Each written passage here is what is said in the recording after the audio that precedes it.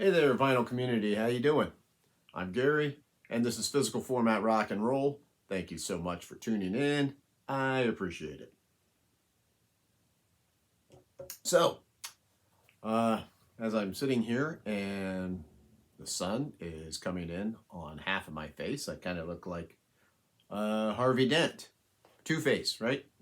Fights Batman. Everybody knows that, I assume.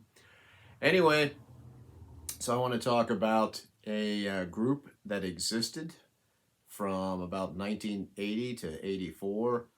They have gotten together and since then a couple different times in different incarnations, but the main focus I am doing is between their first album and their last. So between the time period of 1980, 1984, and I am talking about the Joe Perry Project.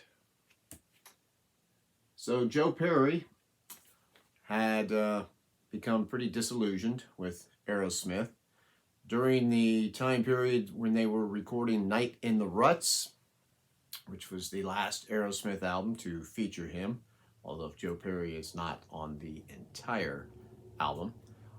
Joe Perry didn't like the way that it was taking so long to make the album. He didn't like all of the egos involved, the drugs, all of that was going on. So he split. He split the band. He actually formed the Joe Perry Project before he was completely out of Aerosmith, but that kind of happened in a very fast period of time there.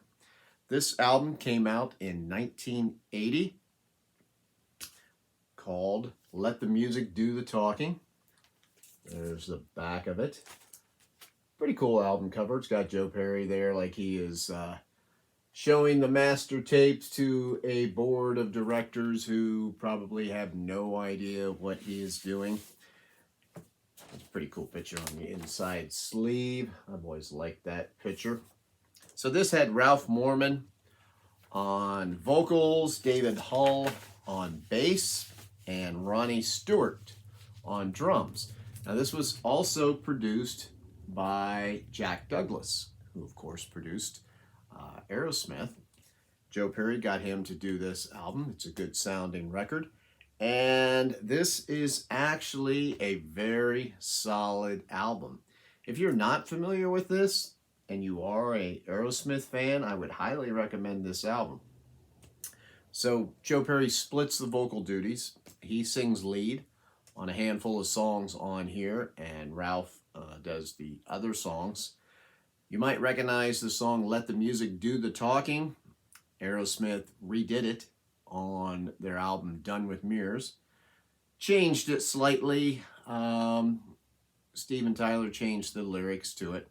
The whole idea, Joe Perry said, was this is, I just want to let the music do the talking. I don't want to talk a bunch of crap. Everything else that's going on, I just want to make music. I just want to put this out. This was fairly well received at the time. Of course, it doesn't have the name Aerosmith on it, so it's not going to sell as well, but it did respectable business. And this has a lot of good songs on here. I think this is a pretty solid album. Let the Music Do the Talking, Conflict of Interest, Discount Dog, Shooting Star, Break Song, Rockin' Train, which is kind of a little bit funky kind of sound to it. The Mist is Rising that Joe Perry sings on here. It's got some backwards guitars going on throughout it. Very Jimi Hendrix-like. Very cool song. I've always loved that song. Ready on the Firing Line, Life at a Glance. These are all pretty good songs. Very solid beginning for the Joe Perry Project and a very good album. Up next, coming out in 1981, so just a year later, we have the Joe Perry Project. I've got the Rock and Rolls Again. Now look at that album cover. Is that cool or what? Joe Perry just looks so darn cool on the cover there. There's the back. So the band is the same, but now we have already a new singer. So we've got Charlie Farron on vocals on this one. Sounds a bit different. than the previous album. And it has a little bit different vibe on this album. Now, you'll see some people talk about how this album was a big step down from the first album.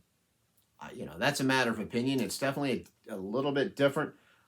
I still really like this album, and I think it holds up pretty well. It has almost at times a kind of a punk attitude in the way that Charlie sings some of this music, and some of the songs themselves. They have definitely have an attitude, have that kind of vibe to it. I'm not saying it's punk music, but it has that kind of attitude, and there's a bit of a little more sloppiness in this album than there is the first one. But I also think this one holds up pretty well. And once again, Joe sings a bit on this, and Charlie sings the rest of it. Now, first two albums are pretty good. They have a year, they're touring during this time. They're usually the special guest. They're opening up for different bands and stuff. Then in 1983, they released Once a Rocker, Always a Rocker. Now this one is a bit different because, for one thing, now the entire band is different, including the singer. So we've got Danny Hargrove on bass, Joe Pett on drums, and a guy named Cowboy Mock Bell, that's him right there, on the vocals. Not real crazy about the vocals on this. At times it works. This album, in my mind, definitely a step down. This one does not stack up with the first two Joe Perry Project albums. It's got its moments. It's got a few good songs on here, but overall, it just seems like a little bit more of a mess than what the first two. I know I told you the second one had more of a sloppy kind of feel, but it works. This one doesn't work as well, and I find myself not listening to this one as well. You can kind of tell, looks like maybe the band is kind of trying to fit into the whole hair metal kind of vibe at the time.